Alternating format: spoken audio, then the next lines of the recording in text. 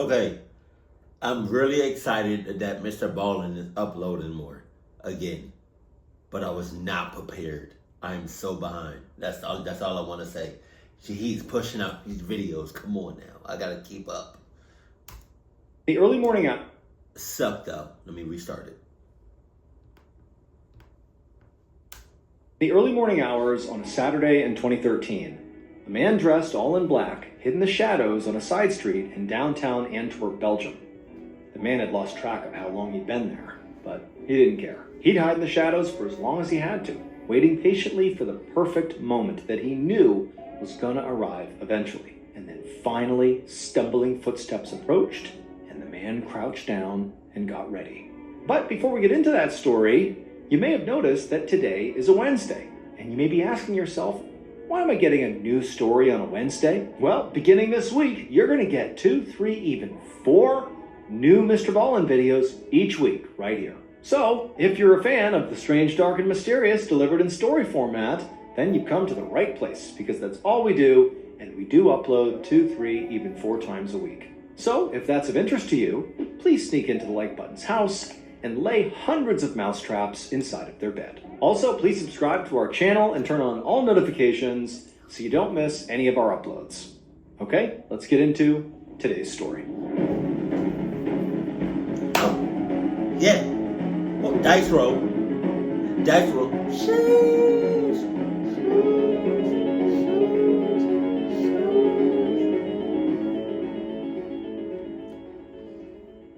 After midnight on Saturday, October 19th, 2013, a 23-year-old man named Hodei Egilus stood at the bar in a packed dance club in Antwerp, Belgium. The bartender slid 2 shot glasses across the bar towards Hodei, and he grabbed both of them, he held one, and he handed the other to his friend, Kevin Rodriguez Fuentes, who was standing right behind him.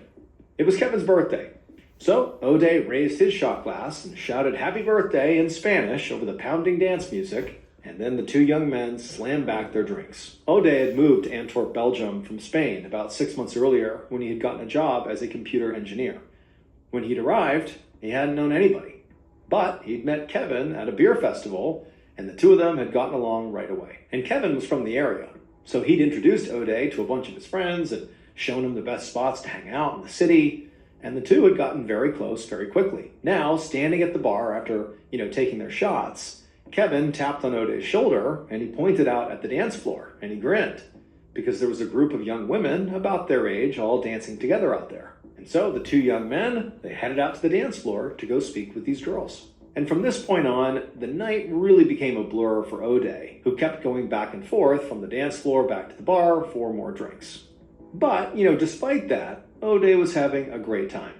It was really nights like this that made him feel like Antwerp was his new home. But he also knew if he stayed out much longer here, he might end up passing out right on the dance floor. So Hodei and Kevin and some friends they had just met on the dance floor stumbled out of the club and into the city. When they got out there, the streets were pretty empty. And so Hodei reflexively pulled his phone out of his pocket and looked at the time. Now, his vision was fuzzy, but even still, one-eyeing it, he could see that it was close to 4 a.m. And given the fact that it was so late, basically it was the next day at this point, he just told the group good night, and then he turned around to start walking home. Hey, kudos to anybody that's be partying, bar hopping, going to clubs, going to parties, and y'all be out all night.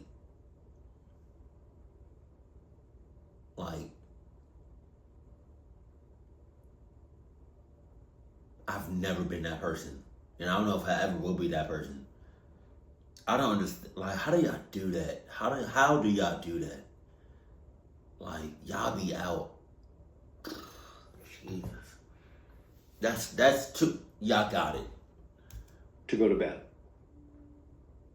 The next morning, Hodei's friend, Kevin, woke up with a pounding headache. Yeah. His eyes fluttered open and he looked around and he let out a sigh of relief because he was safely in his bedroom in his apartment in Antwerp. He had been so drunk by the end of his birthday celebration the night before that he literally didn't remember getting home. And so now, painfully, he rolled over and grabbed his phone off the nightstand and reflexively texted Hodei, along with another friend that had been out with him the night before, asking how they were feeling. The other friend texted right back, but Hodei did not respond. But this didn't really worry Kevin that much. I mean, he's horribly hungover. Hodei has to be as well, and so he likely is just sleeping it off, and he'll be in touch when he wakes up. However, all day that day, Kevin did not hear from Hodei. And then the next day, October 20th, when still Kevin has not heard from Hodei, he really started to get worried. But when Kevin called Hodei to check on him to make sure he was okay, when he put the phone to his ear, it didn't ring. Instead, it went straight to Hodei's voicemail, like his phone was turned off. And to Kevin, this was pretty unusual. Hodei was usually very responsive, even with a hangover. And by this point, Kevin had given him a full day, 24 hours to recover, like he should be in touch by now. What's going on? So Kevin called the other friend who they'd gone out with, who had texted him back the day before, to see if maybe Hodei had checked in with him. But that friend said he also had not spoken to Hodei. And so at this point, Kevin hung up and just decided to go to Hodei's house and literally physically check on him. However, when Kevin arrived at Hodei's house, he found Hodei's roommates, but no Hodei. Hodei's roommates did not know Hodei very well, so they didn't know what was sort of normal and not normal behavior. So when he had gone out for Kevin's birthday party and didn't come back, they just figured he was crashing at a friend's place or something. But to Kevin, this was unusual. To hear that he had not come back, that was not normal. He would know if, Hodei was at a friend's house. And so Kevin was starting to panic. But then Kevin remembered one of his and Hodei's mutual friends had recently gone out of town for a wedding. And so Kevin thought, maybe that's where Hodei is. He's gone with her to the wedding, and that's why he's not here, and that's why he's not answering his phone. So Kevin left Hodei's house. For real? He couldn't take a few seconds to be like, oh, I'm okay, I'm good. A quick text? Cap. He. I don't know what's going on. But I'm just saying, just go proceed with caution. And called this friend, a young woman whose name was Oyane. He was hoping that she would have an explanation for everything, but instead, when she answered the phone, it was obvious from her voice that she was also freaking out about Hodei. Oyane said she also had been calling Hodei nonstop over the past day or so, and she couldn't get in touch with him. And so it was becoming clear that nobody had seen Hodei since the night of the birthday party when he set off around 4 a.m. to walk home drunk from the bar. Kevin had no idea what he was supposed to do, but he felt like his friend was in trouble. So he contacted the police and officially reported Hodei missing.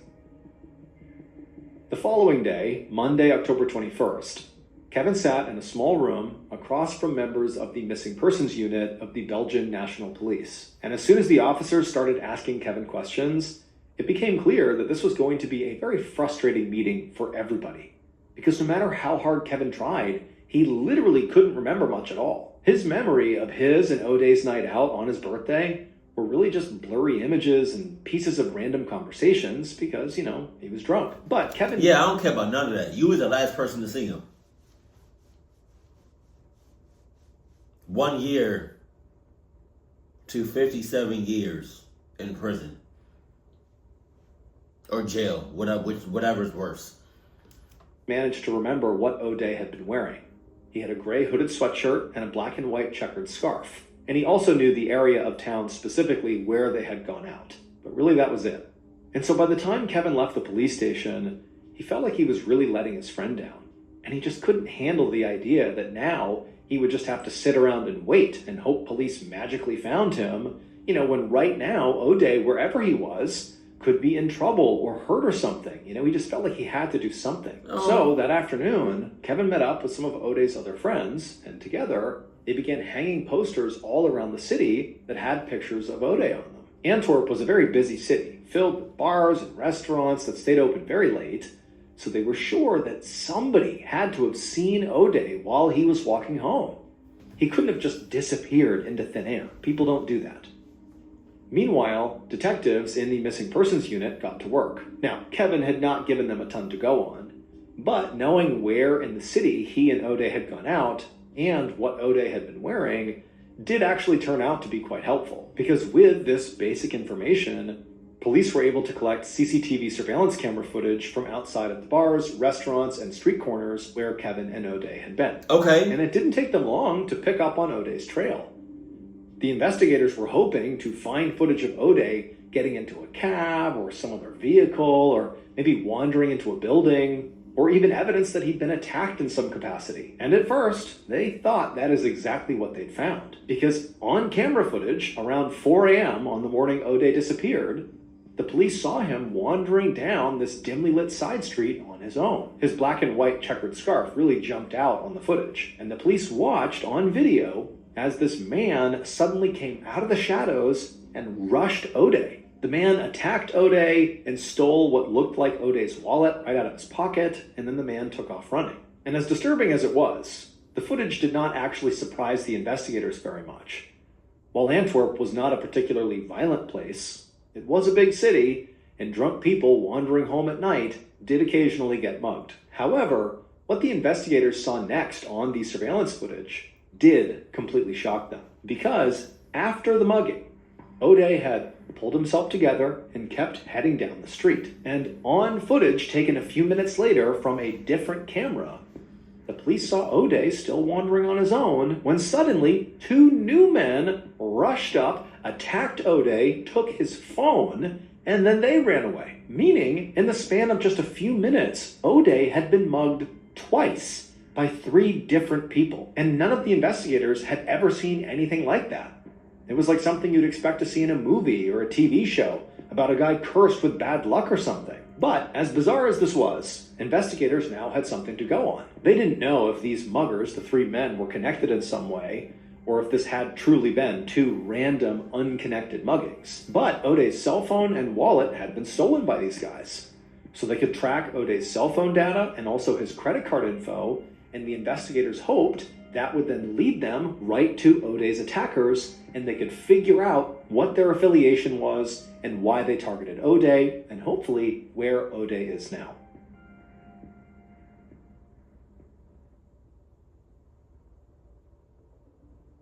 The investigators' plan took a few days, but it did pay off in a big way. By tracking Hodei's credit card, investigators discovered that somebody had attempted to use one of his cards at an ATM in the city. And so they pulled surveillance footage from that ATM to identify the first mugger. Then, by using cell phone tower data and CCTV footage along the route where they saw his cell phone was taken, investigators were able to identify the other 2 attackers involved in the second mugging. And so now they believed they just needed to talk to these thieves to figure out where Hodei was. Fast forward to October 29th, 10 days after Hodei's disappearance, and he still is nowhere to be found. Officers from the Missing Persons Unit interviewed these 3 muggers separately. The police made it clear that they had a pile of evidence here that showed they mugged Hodei shortly before he vanished, so there's no point in trying to deny it. They know what they did. And none of the muggers did try to deny it. In fact, all 3 men admitted that they had jumped Hodei on the street, and they told the police exactly what they had stolen. But they insisted their attacks, the 2 muggings, were not coordinated at all. They just happened to have gotten to Hodei within a few minutes of each other. And then even more importantly, they also all insisted that they had nothing to do with Hodei's disappearance. All they did was rob him, that's it. As the investigators listened to these muggers talk, all they could do was stare in disbelief. The idea that 3 muggers had randomly committed 2 attacks on the same man within minutes of each other, and that their victim had then disappeared in yet another unrelated incident? It was Kevin. Oh, the other friend. It was an inside job. I bet $5. Seemed almost comical. But no matter how hard the police pressed these guys, they all completely stuck to their stories, which was, we mugged him, and then we ran away, and we never saw him again. The police arrested and held all 3 men in connection to the robberies that they admitted to doing. But their goal, despite what these men have said, was to find enough evidence to still charge them with the kidnapping, or maybe even murder, of Hodei. But then, a new piece of surveillance footage surfaced from a new camera. And this new footage actually showed Hodei moments after the second mugging. And on this footage, investigators didn't see any of the muggers dragging Hodei away or something. Instead, just like the muggers said, they really did take off after that second mugging. And just like he'd done after the first attack, Hodei dusted himself off and just kept on walking down the street and out of the camera's range, but he was alone. And so now, to their complete astonishment, the police had to admit that the muggers might be telling the truth, and that Hodei could have just kept wandering the streets of Antwerp for hours after he'd gotten attacked. They didn't know, but they know the muggers ran away and Hodei was alone, at least briefly after the second attack. And also, this new footage made them realize that to really conduct this investigation, they were going to need to search the entire city to see if anyone, anywhere, had seen Hodei. So, in early November of 2013, about 2 weeks after Hodei's disappearance, Belgium National Police conducted a massive investigation throughout all of Antwerp.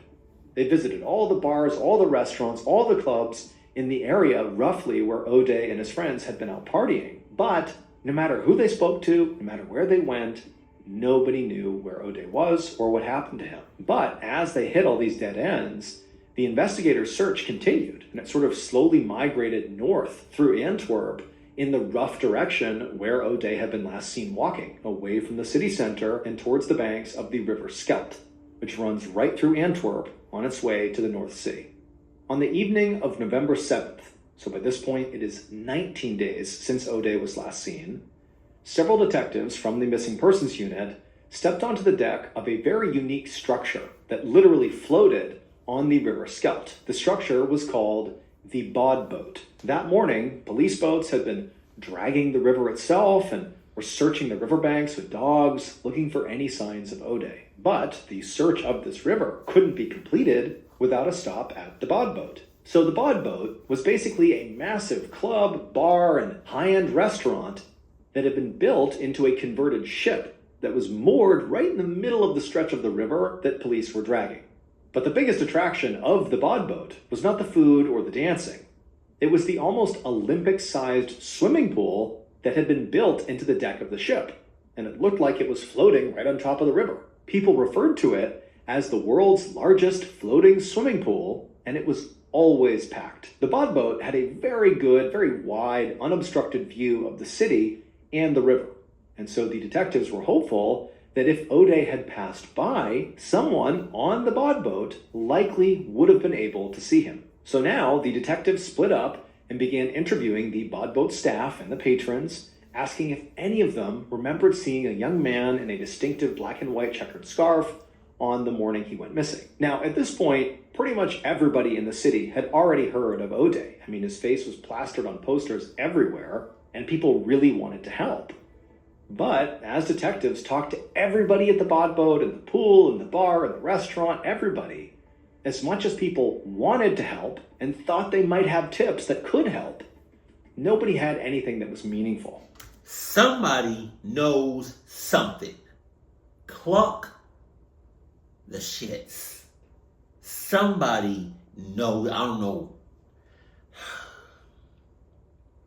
Somebody has to know something.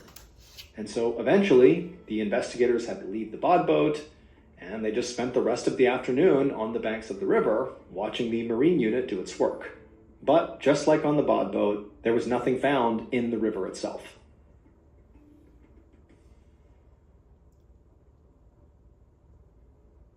On November 19th, 2013, so now 1 full month after Hodei's disappearance, friends and family gathered publicly, both in Antwerp and his hometown in the Basque country of Spain.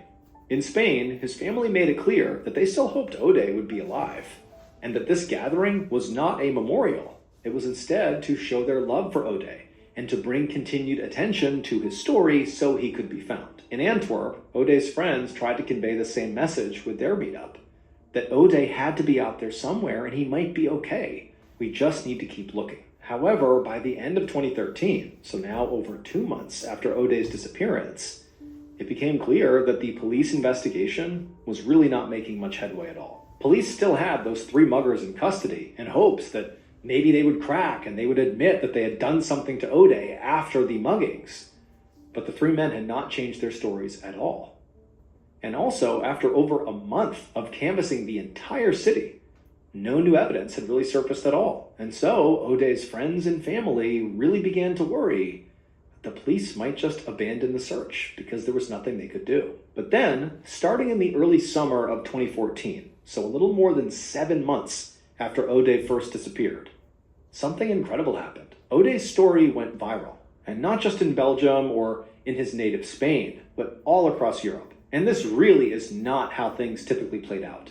Thousands of people go missing in Europe every year, and most of those cases go relatively unnoticed by the media and the general public. It just is what it is. But the story of this young man who had moved to Antwerp to start his career and a new life, only to vanish without a trace after being mugged twice in the middle of the night, it just seemed so unbelievable and also resonated with people everywhere. It just felt so tragic. And so as the police, who by this point really had throttled back their search quite a bit, I mean, it's been 7 months by now, as police were showing signs of just basically dropping the case, people all across the continent demanded the police not just continue, but increase their scrutiny. Look everywhere, triple your efforts, find Hodei. And so there's all this unbelievable international outpouring of support from this viral story. I mean, you had poets all over the world writing poems about Hodei, and you had musicians writing music about Hodei. Damn. You had charity groups coming out in Belgium and doing their own search for Hodei. I mean, it's like the whole world was rallying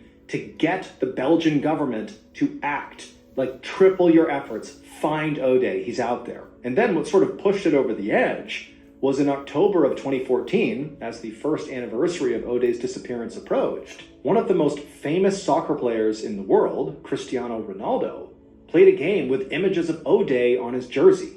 I mean, his story really had reached basically everyone. And it was at this point that Belgium did act. The Belgium National Police literally doubled down on their efforts to search the entire country for Hodei. They're not just looking in Antwerp anymore, they're going to look everywhere. They also enlisted the help of Interpol, an international police organization, to expand the search to other European countries. And so throughout 2014 and into 2015, investigators in Antwerp revisited bars, restaurants they had gone to during their initial canvass, and they re-interviewed people connected to Hodei. They also made public announcements to let people know they were still looking for Hodei. But despite all this effort, despite really doing their absolute best to find Hodei, they couldn't find him. But then on September 18th, 2015, so 1 year and 11 months after Hodei's disappearance, something happened with the bod boat that changed everything. So to understand what happened, you need to take into account the literal design of the bod boat. So the bod boat really was, this entertainment hub that had been installed in this decommissioned boat. But the boat is not like a boat that we think of when we think of a huge ship or something where there's multiple stories and a huge deep keel that goes beneath the surface of the water. Instead, it was more like a big floating dock, almost like a catamaran-style boat, where it's sort of one level, this big rectangular square, and there really is nothing below the surface. It's more like a big floating dock. That was the bod boat. And on September 18th, 2015, the swimming pool on the bod boat began to leak. Now, remember, you're looking out at the bod boat from land, and it basically looks like a big floating dock with all these attractions on it, including a pool. And so even though you'd see the surface of the swimming pool being at level with everything else, basically right at the top of the river, well, there's a recessed portion that effectively touches down into the river. And so at some point, there's a leak that formed on the base of this pool, and the pool began taking on all this extra water, and the pool literally broke off from the bod boat structure, and it sank to the bottom of the river. Now, luckily, no one had gotten hurt when this happened, but the story had taken over the news. The bod boat was a huge attraction for people in Antwerp, as well as for tourists visiting the city, and so the city immediately began working to come up with a plan to resurface the swimming pool and rebuild the bod boat. Finally, on February 11th, 2016, so almost 2.5 years after Hodei's disappearance and 5 months after the swimming pool sunk, 2 cranes attached to a boat were brought in to latch onto the base of this pool at the bottom of the river and try to resurface it. And on that afternoon, a member of the work crew stood on the boat, watching the water and helping oversee everything as the cranes slowly did their work. And as he kept his eyes trained on the water, eventually the bod boat's swimming pool, which was still actually mostly intact, broke the surface. And as this happened, a few of the workers let out a cheer, but something in the water caught the crew member's attention. Oh, Jesus. At first he couldn't tell what it was. Oh, God. But when he leaned down to get a better look, he immediately shouted for the crane operator to stop. The cranes fell silent, and with shaking hands, the crew member took out his phone and called the police. Damn. Eventually, once they put all the evidence together, this is what police believe happened to Hodei on the early morning of October 19th, 2013. Whew. At around 4 a.m., after leaving his friends, Hodei began his walk home. And like the police already knew, he was mugged twice in a matter of minutes. But after the second mugging, he really did pick himself up and sort of collect himself, and very likely he was hurt, he was scared, and he was very drunk, so likely disoriented, doesn't know if there are more threats coming, doesn't really understand what's even happening, but he needs to get home. And we know he continued trying to walk home for some time, because eventually he came in contact with a group of strangers who would eventually come forward and confirm this. But they apparently saw this guy who looked beat up and disoriented. It was Hodei, and they called out to him and tried to convince him to let them book him a cab to get him home. But he was so disoriented and so drunk, he didn't even answer him, and he just walked off. But at that point, he had moved fairly far north in the city, and he was getting near the banks of the River Scheldt. So for reference, he had walked pretty far off course. He was not near his home. He was clearly lost.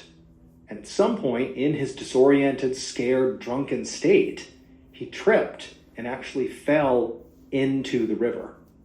Now, the shock of landing in the water likely, potentially sobered him up a little bit, but he was really, really drunk.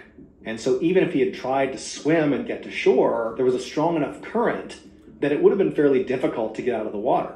And so the current ended up pulling him all the way up against the side of the bod boat. Damn. And so once he was there, kind of pinned against the side of the bod boat, right on the side of the bod boat where that swimming pool was, he was too weak and drunk to swim out of the current. And so he just kind of being pressed up against the wall of the side of the bod boat until he had no more energy left to fight. And he was slowly pulled under the surface and forced underneath the bod boat, specifically to the bottom of the recess of the swimming pool, where there's not much space between the bottom of the pool and the bottom of the river. And so he basically got pulled down and got wedged right in that space underneath the pool of the bod boat. And there he drowned. Woo! And for more than 2 years after his death, Hodei's body remained wedged underneath that swimming pool. Damn. And so for all that time, people are swimming in the pool, not realizing they're a couple feet away from a dead body. Oof. But then finally, the swimming pool, sunk to the bottom. It was pulled back up by those cranes, and attached to it at this point was Hodei's body. And that was how they found him. Damn.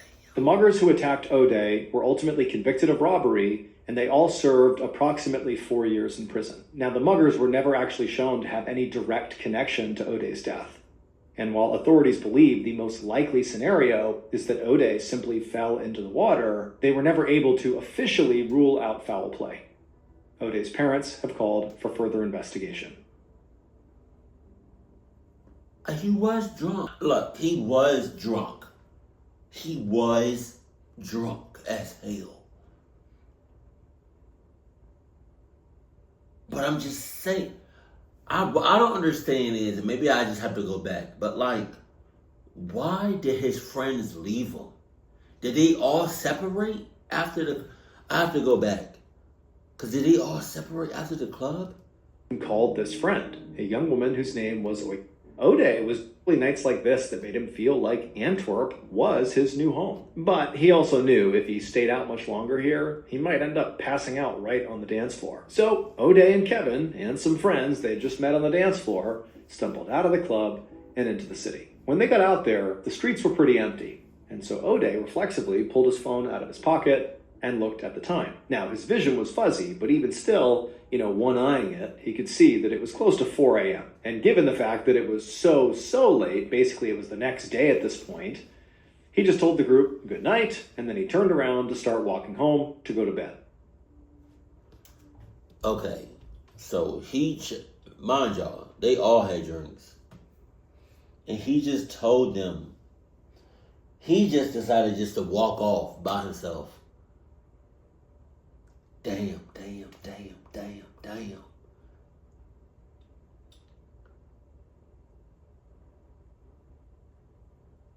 Oh my God. I would have been like, if I was on here friends, I would have been like, hey, I haven't been drunk in a while. Or like tipsy. So it's like I'm trying to do that drunk talk. I'll be like, hey, Hodei.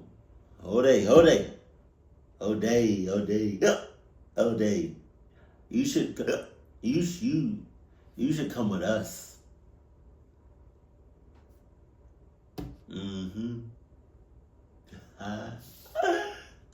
You should come with us. Come with us.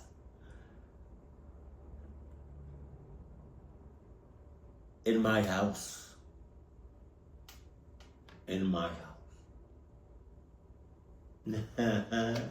I'm so serious. I'm serious. I'm serious. Like, I don't know. They was all drunk. They was all a little tipsy. They all had some alcohol in them. Oh no, man. I can't really say it was his fault. Because they was intoxicated. So it's, I don't know.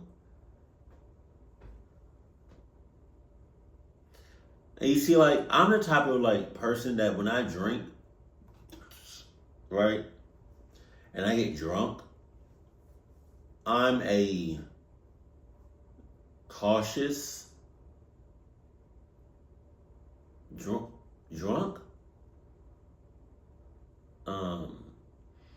So like, yeah, like I'm completely aware of my surroundings and stuff,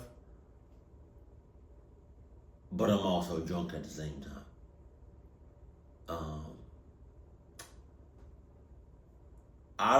I can't really justify his actions, you know? Damn. Okay, this is what I will say. If there's a group of y'all, or like just a few of you all that's gonna go outside and drink, at least have somebody sober, 100%. Have somebody that's not gonna drink whatsoever, so they can make sure that everybody's good. I don't need nobody walking off. I don't need, cause this reminds me of that, I forgot her name. But like, I think her last name was like Jenkins or something. Like she was in the hotel and she was with her friends, they were drunk. And somehow, some way she wandered off and ended up in like a walk-in cooler or like a walk-in freezer and just died. Like that's I think moral of the story is, if you go outside and you have a good time and you're drinking or you're smoking or whatever you're doing, have somebody that's going to be on the lookout, that's not going to be intoxicated, that's going to be sober, that's going to be sober 100% of the time. You need somebody like that. Jesus.